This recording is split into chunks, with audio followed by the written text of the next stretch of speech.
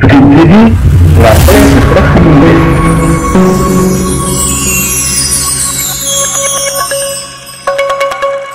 Maaleykum mbokku internet yi nga xamante ne nii yéen a ñuy suivre saa su nekk en direct sur la télé Pikine TV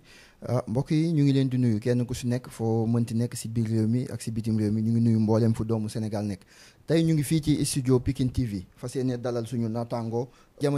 Madiama Dieye nekk responsable politique bokk fi nga xamante ne nii moom moo di Pastef nekk conseiller tamit fi nga xamante ne nii moom moo di mairie bu Pikine Ouest. ñu fas yéene waxtaanee li nga xamante ne ni moom moo jëm ci actualité ubbi tey jàng tey waaye fas yéene waxtaanee li nga xamante ne ni tamit moo jëm ci politique concerné li nga xamante ne ni mooy seen parti ndax tamit semaine bi ñu génn dégg nañ ci ay coow yoo xamante ne ni ay coowu oto laag yu kenn xamul fas yéene see waxtaan bu baax a baax waaye balaa boobu ñu bàyyi leen mu nuyu ak suñu mbokk internet yi ñu doog a dugg ci waxtaan bi Madiama ñu ngi lay nuyu. waaw ñu ngi lay ziar Ibou ñu ngi lay ziar. di ziar comme ni nga ko waxee l'ensemble des internautes de Pikine TV donc di ziar également la diaspora à travers laquelle peut-être donc le président Youssou di ziar donc tous les Pikinois particulièrement les Pikinois de l'Est et Pikinoises bien sûr ñu ngi ziar ñëpp donc encore une fois di nuyu internautes yi di nuyu également waa Pikine TV yëpp ñu ci fekk voilà di leen jaajëfal ci dalal bi ngeen ñu dalal pour au moins comme ni nga ko waxee ñu waxtaanee actualité en tout cas dans notre commune et également dans le pays de façon générale. Voilà ñu gis ne comme li nga ko doon waxee sànq rek actualité la ubbi tey jàng tey parce que gouvernement bi à chaque année bu école di ubbi maanaam slogan boobu moom la ñuy jël est-ce que yow da ngay dëggal ne loolu mu ngi exister am déet. waaw donc en ma qualité de président de la commission éducation et formation professionnelle de la commune de Pikine Ouest. Je pense comme ni nga ko waxee loolu c'est initiative état la muy ubbi tey jàng tey en tout cas tous les partenaires de l'école war a œuvrer pour que véritablement donc loolu tey mu mën a jàppandal mais avouons quand même que suñu localité yi ni mu tëddoo ak peut-être ci nawet yi ñuy jógee juste en tout cas souvent day xaw a jafe peut-être surtout à l'intérieur du pays xëy na dans certaines communes. Par exemple su ma jëlee commune Pikine Ouest ñun je pense que sur l'ensemble des écoles yi ñu am pratiquement mën naa jàpp ni benn rek xëy na moo ci am ay jafe-jafe pour en tout cas matal loolu ubbi tey jàng tey boobu mais sinon les autres établissements quand même war nañ mën a en tout cas matal loolu ubbi tey jàng tey maintenant nag du dépendre simplement ci enseignants yi dépendre aussi peut-être simplement aussi également ci cadre bi nga xamante ne tey moo war a recevoir xale yi muy école yi souvent tamit day dépendre ci parents yi parce que souvent on a cette drôle façon de faire yoo xam te ñun au Sénégal dañuy bàyyi ba la dernier moment ñuy daw di inscrire daw di def leneen ak leneen je pense que c'est pas du hasard bu le ministère de l'éducation nationale waxee dañuy démarrer école dañ koy tijji un jeudi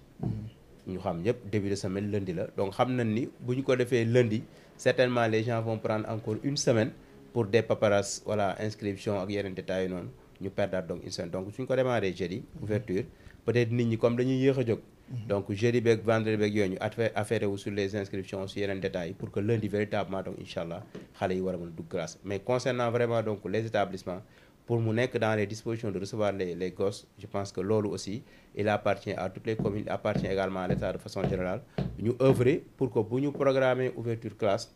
véritablement donc que toutes les conditions en tout cas côté environnemental côté yooyu yëpp que ces conditions là soient réunies pour que booy bu ñu mënee ñëw dugg rek mën a jàng classe je pense que ci dynamique boobu noonu ci la commune bu Pikine Ouest taxaw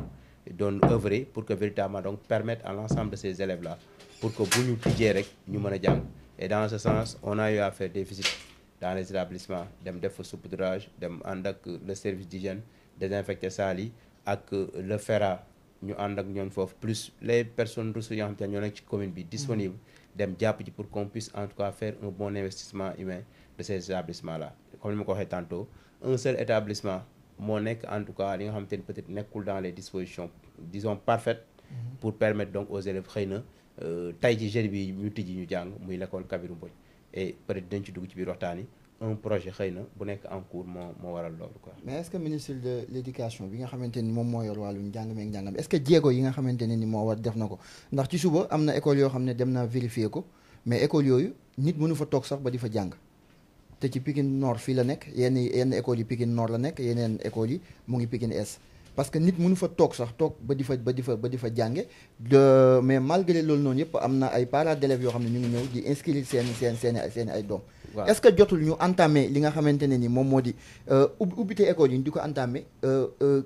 mois de cela buñ ne école dina ubbi ñu jéem a dem ci école yi xool naka la ñuy def ba yóbbu fa les moyens pour mën ko nettoyer désinfecter ko pour nga xam ne xale yi bu ñëwee dina nekk ci bonne condition. effectivement moom laay wax quoi xam nga la question elle est transversale.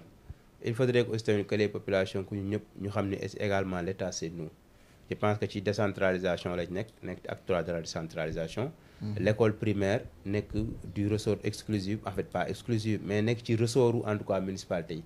Donc aussi ñun en tant que en tout cas des conseils municipaux des maires yi nekk fii waruñu taxaw aussi tamit peut-être voilà ñu laaxatu peut-être ci ginnaaw État mais li ñuy def décentralisation bi ñu wax mooy nit ñi woote à un développement participatif. Pour que les populations parce que quand même par exemple si je prends l'exemple des associations. Toutes les associations buñ ci tollee ci yenn période yi dañuy recevoir ay subventions mais en retour également ces associations là doivent également apporter leur contribution à la gestion communale si def ci comme actes yu mel noonu donc tey jii municipalité comme ni ñu ko waxee. ñun ñëpp dès lors que le calendrier scolaire génn chacun ku ci nekk moo waroon taxaw jéem a xool en tout cas les dispositions à prendre pour permettre au moins à ces élèves là le jour de bu ñu tijji école quand même environnement scolaire bi xaw a normal maintenant beneen question bi ci nekk mooy comme ni nga ko waxee l'État aussi mënu ci ñàkk responsabilité parce que ci école yi la ñuy defee élection ci école yi en cas d'inondation bu amee ci yu compliqué ci yenn kër yi école yi la ñuy loger nit ñi provisoirement et cetera donc forcément il faudrait qu'il y ait le concours de l'État pour que au moins donc suñuy jub ci école yi à 1 semaine à 2 semaines quand même que en tout cas ñoon su fekkee dañu ko utiliser woon quand même ñoon ñu fexe en tout cas mettre ces personnes yoo xam te ne tey ñoo nekkoon ci école du fait des inondations entre autres mais ñu ut leen fu leen caser parce que su fekkee ñoon dañuy bàyyi ba à la veille des ouvertures ces personnes là yoo xam te ne tey foofu la leen caser woon pour des questions d'inondation ñu doog leen génne il sera très difficile pour les municipalités quand même ñu mën a def li ñu war a def beneen bi aussi mooy ñu continuer di woo les populations donc au comment dire à l'investissement humain aux populations pour que ñu ñëw ñoon apporter seen contribution la notion patriotique là ñun ñëpp dañ ko war a épouser je pense que association yi nga xam te ne tey ñooy polariser ces différents établissements là ces différentes écoles bon à la limite waruñu sax xaar en tout cas que les autorités les appellent pour que tey ñoom ñu ñëw créer en defar école boobu noonu donc autorités yi nañuy dem vers ces associations les appeler à contribution buñ ci tollee pour que ñun ñëpp ñu ñëw sottandoo écoles yi ce qui fait investissement humain boobu ñu def ko maintenant l'État venant en appoint dinañu permettre au moins suñu jubee ci comment dire ci ouverture rek automatiquement les conditions seront réunies permettant vraiment aux gosses ñu jàng avec toute la quiétude requise. Voilà parce que des fois li tax ma laaj loolu des fois Dakar fii mën na am par exemple ci département bi mën na am ñetti écoles yoo xam ne ñu ngi jàng mais caméra yi dañuy dem dëpp foofu mu mel ni Sénégal gi yëpp ñoom ñoo jàng te alors que ci biir réew mi am na école yoo xamante ne ni ardoise yi naaw na bu yàgg yenn zinc yi ñu ko xaddee naaw na yenn ñi ñu ngi inondé ba léegi ba fi may waxee ak yow nii ñenn ñi am na population yoo xam ne ñu ngi ko occupé ci biir réew mi fii nii mën a guñ faa génn waaye des fois bu ñuy dafa mel ni Dakar rek moom mooy Sénégal quoi en fait bu ñuy wax loolu laa bëgg a wax quoi. C'est vrai c'est ça le malheur quoi xam nga on a un ministre de l'éducation nationale Sénégal du Dakar comme ni nga ko waxee tantôt je pense que toute politique wala toute en tout cas initiative bu ñuy jël dañ ko war a natt au niveau national. Ce qui peut ne pas se passer à Dakar xëy na day am ailleurs tey bu ñu jëlee suñu pluviométrie xam nañ ni. région sud lay mujjee avec le FIT mooy front intertropical bi foofu lay mujjee donc ñoon forcément ñoo njëkk commencé taw ñoon ñooy mujjee taw donc su fekkee on est logé tey ci même côté même timing par rapport ak ouverture par rapport ak fermeture de classe ça pose problème ak yeneen comme ni ko waxee tantôt nos écoles là dañ leen di utiliser en tout cas pour d'autres besoins bu zone yi inondé bu kër yi inondé extra c'est des abris yoo xam te ne peut-être dañu koy utiliser en tout tantôt wax nga ko aussi cet hivernage bu ren ji aussi dafa ànd ak voilà ngelaw bu bëri extra donc xëy na ardoise école yu bëri yëpp dem na mais je pense que côté boobu moom peut-être voilà nit ñi ñoo waroon teel a jël les devants pour dem xool l'état des établissements parce que comme ni nga ko waxee tantôt rek ci ressort municipalité yu nekk même si tey man je parle en connaissance de cause li nga xamante ne tey moo war a accompagner la décentralisation muy les fonds yoo xamante ne tey moo war a jóge ci état bi loolu encore une fois et j'en profite pour dire que du ay subvention du ay également ay may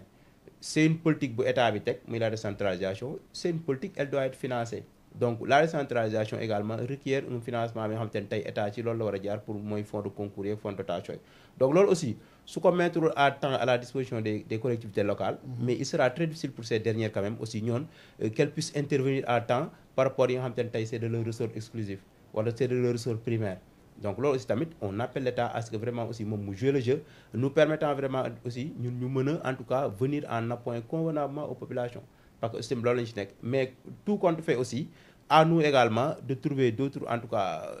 d'autres moyens pour faire participer les populations pour que véritablement ñun ñëpp ñu sotte la question maintenant nag l'intérieur du pays sera toujours une exception parce que comme ni ma ko waxee tantôt ñun ñooy mujjee taw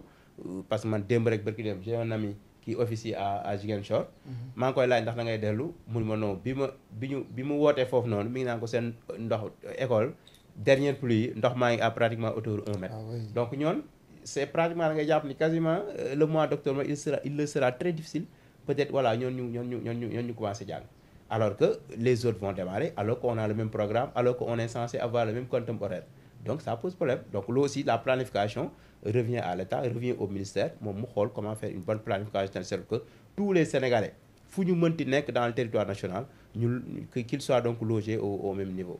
Voilà parce que ñoom parce que lu tax élèves yi waruñu di jiitu wante en fait parce que élève bi nekk Dakar ñoo yem même programme bi ak parce que partout au Sénégal élèves yi ñoo yem même programme bi mais élèves yi nekk Dakar waruñu mën a jiitu par exemple élèves yi nekk Kaolack wala ñu nekk feneen ak feneen à cause de li nga xamante ne nii moom moo di mbënd wala attroupage yu naaw wala dara effectivement non mais nag aussi comme ni ñu ko waxee aussi tamit c'est-à-dire tamit avouons quand même que ni liy xew Dakar liy xew Sénégal sax laay wax ay taw la ay pluie et cetera mais quand même une bonne canalisation suñu def dëkk bi suñu defee de bonnes orientations de nos ressources financières surtout def ay canalisation yu normal tey li ñu wax lañ dugal ci inondation yëpp mooy li ñu wax lañ dugal ci plan décennal de lutte contre les inondations bi yëpp je pense que loolu su duggoon fi mu war a dugg carrément aussi ces questions là peut-être du doon question xëy na mën na yendoo taw wala mu taw toute une matinée mais quand même dès que la pluie s'arrête donc ndox mi war na mën a jaar ci caniveau yi peut-être mu dem donc aussi là cette question là day revenir sur en tout cas suñuy dépenses yi ni ñu koy effectuer ak sur l'effectivité en tout cas de ces montants yoo xam te ne tey moom la ñuy wax du ko dugal ci xeex inondation yi nangam sangam donc loolu tey jii nii li may wax rek taw fi xeetu taw yoo xam te ni tey bon war nañ mën a jàpp ñun ñu ngi ci ay nekkuñ ci ouragan nekkuñ ci yeneen ak yeneen donc on est dans une pluviométrie boo xam te ni au mois de mars wala février mars mais gars yi dañ lay jox ay prévisions jox état donc état su ay service am joxee ay prévisions ni ko ren jii ndox day bëri nangam sangam mais charge à l'état quand même mu jël les dispositions nécessaires pour que véritablement donc population yi bañ a dund yenn calvaire yi mais su fekkee da ngay fay tes propres services ñuy def de bonnes prévisions ñëw soumettre la à ton appréciation nga jël ko ranger ko dans les tiroirs mais ça pose problème donc encore une fois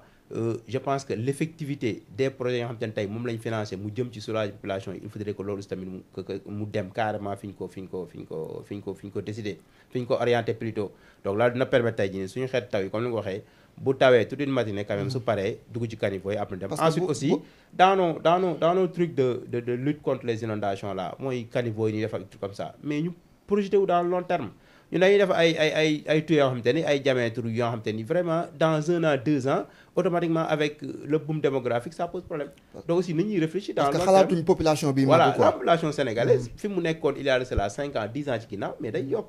on est dans une population démographique bi day yokk donc il va falloir que toute politique bi ñuy def aussi tamit ñu sóor ci loolu pour que demain ou après demain population bu démultiplier woo quand même que ça pose pas problème avec nos installations. voilà muy noonu yéen seen mairie bi nga xamante ni nii fa ngeen nekk en fait lan la ci def ban jéego la ci def ci ubbite école yi par rapport ak ndimbal li nga xamante ne ni ñu ngi koy gis ci yenn communes yi jëm ci parents d'élèves yi comme élèves yi nga xamante ne ni tamit seen i waajur seen loxo jotul seen ginnaaw aide sociale noonu yooyu noonu yéen seen mairie ban yan jéego la ci def bi ngeen ñëwee léegi. voilà merci Ibou j'en profite donc pour nuyu tout le conseil municipal de la commune de Pikine Ouest sous l'égide donc du maire Cheikh Diop et des autres maires les 5 adjoints. Donc nuyu également comment dirais-je tout le personnel de la commune. Je pense que ñun bi ñu ñëwee li ñu njëkk a def avant que même ñuy installer les différentes commissions. Le maire Cheikh Diop a pris en tout cas les devants en rencontrant tous les directeurs d'école xam au moins am benn disons état des lieux wala en tout cas xam seen i problème seen i jafe-jafe lan la. Je pense que après ñu installer la commission. ñun aussi bi ñu ñëwee juste rek l'année tirée à sa fin donc peut-être il nous était un peu difficile quand même ñu def ay activités ci fin d'année bi passé mais dès lors que bu ñu duggee ci vacances rek un mois après on a pris la décision de faire des cours de vacances gratuites ñu commettre des répétiteurs des professeurs à qui je salue de passage di leen remercier de leur disponibilité ñu convier donc à ces cours là tous les élèves yoo xam te ni su école tijjee bii nii dañuy def examen mooy les élèves de CM2 les élèves de troisième et les élèves également de terminale donc juste pour dire que c'est un premier acte ñu def ko à l'école 2 et bi ñu koy def à l'école 2 également une association l'association des anciens de école 2 moom aussi mu juddu ci ginnaaw ñoom aussi ñu fekk ñu école 2 plus les riverains de école 2 muy la cellule PASTEF bi nekk foofu noonu je pense que foofu man dama koy faral di wax naa ko l'autre jour on veut en faire benn école pilote parce que tey ku demoon école 2 au mois de juin juillet tey boo fa demee tey di nga xam ne xar kanam école bi changé na bu baax refaire nañ ko retapé ko defaraat peinture bi defaraat reboisement bi extra donc ci loolu participation participative appel participatif comment dirais-je développement participatif boobu ci la ñuy woo les populations je pense que dañ koy jël modèle projeté ko un peu partout dans la commune pour que véritablement donc les différentes associations yoo xamante ni ñooy polariser les différentes écoles ñu impliqué wu davantage dans la gestion de cet établissement là ñu commission avec la mairie ñu ñëw en tout cas li ñu war a def lépp ñu def ko parce que biñ ci tollee def nañ investissement humain wax naa la ko on a le projet FERA muy fonds d'entretien routier autonome tali yi la ñu war a bareeg yooyu noonu école yi waaye tijji dañ leen jël tas leen ci école yi plus les bonnes volontés yoo xamante ne tey nekk nañ dans les dispositions pour accompagner l'équipe ñoon ñu wër ci établissement yi bale établissement yëpp muy école Xourounar muy école Baor Seck muy école 2 école 2B muy école Moussa Ka école Iba Sène ñu bale yooyu yëpp Kabirou Mbodj également la ñu mujjee tamit ñu bale ko en attendant que peut-être projet boobu foofu noonu fa nekk di continuer donc bi ñu ko balee le service d'hygiène également jaar fa def désinfecté foofu noonu yëpp tamit quoi donc pour dire que ni l'ensemble de ces établissements là pare nañ pour en tout cas buñ tey jii ni su fekkee maîtres yi bëggoon nañ ko élèves yi ñëw parents d'élèves yi dana inscrit tey mënoon nañ commencer jàng dans cet établissement excepté l'établissement Kabirou Mbodj donc je pense que ci dynamique boobu lañ nekk actes yooyu ñu posé mooy suñu première peut-être suñu démarrage après avoir fait le diagnostic le maire là-bas l'a déjà fait loolu mooy suñu démarrage donc durant suñu magistère bii nii lépp li nga xam te ne dañ ko war a mën a def pour redorer l'école le blason de l'école publique ñun dañ koy def pour motiver en tout cas les élèves à ce que ñu gën a mën a dem jàngi dañ koy def parce que quand même ñi fi nekk tey fii nii au feu de l'action en tout cas ñi nekk di gérer lu ci bëri dans ce pays école publique moo leen formé donc mënuñu ñëw ñun ñu dem ba benn moment que cette même école publique là ne parvient plus à former en tout cas les futurs dirigeants de ce pays donc loolu il va falloir ku ci nekk jamono bu ci nekk nga xam ne lii c'est de ta responsabilité donc bu mbir mi naree changer ba école publique nar a perdre son blason nar a perdre en tout cas son lustre d'antan mais il nous appartient nous acteurs du moment ñu mettre un terme ci loolu redresser ko delloo école publique à sa place en tout cas la commune de Pikine Ouest ne ménagera aucun effort pour en tout cas œuvrer en ce sens te ci tànk yooyu la ñuy tegu ko. est-ce que yéen a ngi liggéey tamit pour lëkkaloo ak yenn école privée yi ak yenn université privée yi nga xamante ne ni di ngeen ci mën a dimbale population bu Pikine Ouest par rapport ak lu jëm ci inscription yi parce que souvent population bu Pikine Ouest moo xam muy Pikine Nord ku ci jàng ba pare des fois ñu war la orienter des fois say parents duñu am moyen léegi mën nga choisir dem ci beneen école boo xam ne école privée la pour jàng fa li nga xam ne moo di xam-xam léegi bu boobaa est-ce que loolu Pikine Ouest ci boppam ak entourage bi nga xamante ne moo entouré maire bi muy conseil est-ce que yéen a ngi liggéey ci wàllu woowu pour mën a lëkkaloo ak yenn directeur yu école privée yooyu noonu effectivement bon comme ni ñu ko waxee xam nga ñun dañuy ñëw def diagnostic du milieu ñu xam ñun dañ bëgg redorer le blason de l'école publique xale bi nga xamante ni dañ ko daan parce que ça se passe actuellement peut-être am na des dossiers en cours ñi nga xamante ni maire bi da leen doon jël depuis peut-être say cycle primaire mais à travers l'école publique à travers l'école privée donc boo ko bëggee topp école privée ba cycle am jeex ça peut être compliqué peut-être ñeneen aussi mën nañ bañ a bénéficier wu donc on est en train de voir pour faire telle sorte comme ni mu ko waxee école publique bi nekk cadre yoo xamante ne tey mooy doon cadre premier cadre yoo xamante ne tey ku bëgg a jàng en tout cas dégg ci commune Pikine Ouest fa ngay dem jàngi ñu fexe nag aussi que jàng bi baax que cadre bi attrayant et cetera ça nous permettra bu xale bi di changer cap selon en tout cas yenn parents yi comme ni ngay waxee néew doole yoo xam ne nit ñi mën a xam en tout cas ban ci fànn lañ mën a intervenir en ce sens beneen bi aussi nous avons également en charge la formation professionnelle xëy na du ñëppay suivre l'enseignement général wala xëy na du ñëppay dem après ci enseignement général sur la formation professionnelle également am na fi ay centres yu nekk à Pikine Ouest ak formation bourse yoo xam te ne tey l'État mi ngi ko teg à travers la 3FPT donc yooyu aussi tamit nous on va orienter cette jeunesse là pour que véritablement donc aussi tamit ñi nga xamante ni continuer wuñu l'enseignement général mais quand même ñu orienter leen en ce sens et maintenant tout accompagnement bi nga xamante ni mën nañ ko def en tout cas duñ ci ménage benn effort pour def ko quoi. Maintenant lii il faut avouer que dañuy ñëw on a trouvé du sur place en tout cas quelques situations quelques élèves yoo xamante ni tey peut-être la municipalité moo leen doon jël en charge. Maintenant yenn yi bon on est en train de traiter les dossiers pour ma bañ a dugg ci li nga xamante ni conclusion yoo xamante ni ñëwagul parce que xam nañ li ci ginnaaw je le dis dafa bëri woon politique et ñun li ñuy def aussi tamit ce sera l'intérêt exclusif des populations. Donc faw ñu def en tout cas la situation de ces différents dossiers là mën a am une perspective peut-être de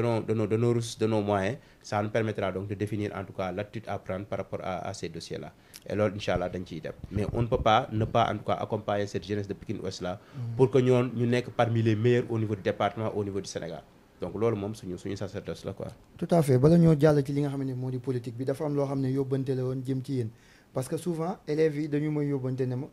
parce que ñi ci jàng ba am niveau bac ak bac plus bon en fait bu ñu génnee dañuy mujjee ci transfert d'argent yi la ñuy mujjee def. Est-ce que jàng mi waaw amul tuuti amul fu mu sooxee yàqu parce que jàng ba pare jàng luñ la métier maanaam yow dafa mel ni làkk tubaab rek lañ la jàngal tamit en fait. waaye nag yaa ngi dugg ci politique éducative dëkk bi de kooku moom je pense que day génn carrément ressortu commune kooku moom politique éducative dëkk bi la je pense que ces questions là méritent d'être posées et comme ni nga ko posé nii ñun en tant que acteur nekk ci conseil municipal bi ak ñeneen ñoo xam te ne ñoo nekk beneen niveau nous tous nous avons la responsabilité de poser ces questions là tey jii nii war nañ mën a xool ban jeexital la en tout cas suñu école bi am ci xale yi ñuy jàngal enseignement général bi war nañ xool ban jeexital la am ci xale yi su fekkee dafa waroon former xale yi gis nañ population tey ni mel la population sénégalaise tey en termes de citoyenneté day dem de mal en pis tey la population booy tey li ñu xam peut-être bëriwul bon gis nañ en tout cas gis nañ niveau de vie bi nga xam te ne population sénégalaise moo ko am insécurité bi mi ngi yokk les gosses voilà incontrôlables si extra donc ça veut dire que quelque part l'école a failli mais quand l'école a failli nag il va falloir que les acteurs posent cette problématique là ñu teg ko sur la table nit ñu discuter ci parce que Sénégal may fa wax rek ci yooyu lañ dul dem man par exemple li ma jàngoon bi may nekk primaire bi may nekk collège pratiquement c'est les mêmes matières c'est les mêmes leçons c'est les mêmes chapitres booy xool et loolu mënul dem mënul ñëw 2 générations 3 générations di jàngandoo la même chose donc loolu aussi après boo génnee comme ni ko waxee tey bon comme ni ko waxee da ngay làkk bi rek da nga koy dégg da ngay am ay notions géographiques historiques etc mais bon foo dem ñun la tu n'as pas une qualification donc ça pose problème donc tey l'école publique sénégalaise quand même je pense que jot nañu def ci ay réformes pour que véritablement donc peut-être xale bu ci génnee wala su eggee ba fenn fi mu mën a jàdd dem def wala su ci génnee aussi tamit quelque temps en fait après mu mën a opérationnel parce que loolu problématique la boo xam te ne moom nit ñi dañ ko war a poser nit ñi dem ci quoi maintenant nag comme ni ma ko waxee tantôt rek loolu moom du c'est pas à la commune de Pikine Ouest wala à n'importe quelle autre commune de ce pays là en tout cas mu définir benn plan de la politique éducative dans ce parce que am na loo xam ne état moom moo ko mën a définir comme li may wax rek man dama gisoon ne mën nañ di jàng métier parce que yow selon yow li nga viser pour jàng ko ñu di la ko jàngalaale yow moo xam nga nekk université wala nga nekk ci école primaire bi parce que ñun bi ñu nekk école primaire daan nañ ñu jàngal jëmbatub garab daan nañu jàngal mbayum dër parce que ci ginnaaw école yi da daan am espace léegi dañu la daan jàngal naka ngay def ba bay parce que boo leen daan bay mboq bay lépp fa lañ ko daan bay mais xam nga dans ce pays Sénégal ce qui est une aberration mooy ñun dañoo bëgg a tëb étape primaire gis nga dans une économie dañ koy faral di wax ay étape la xam nga y'a l'étape primaire secondaire tertiaire du moins waa primaire secondaire après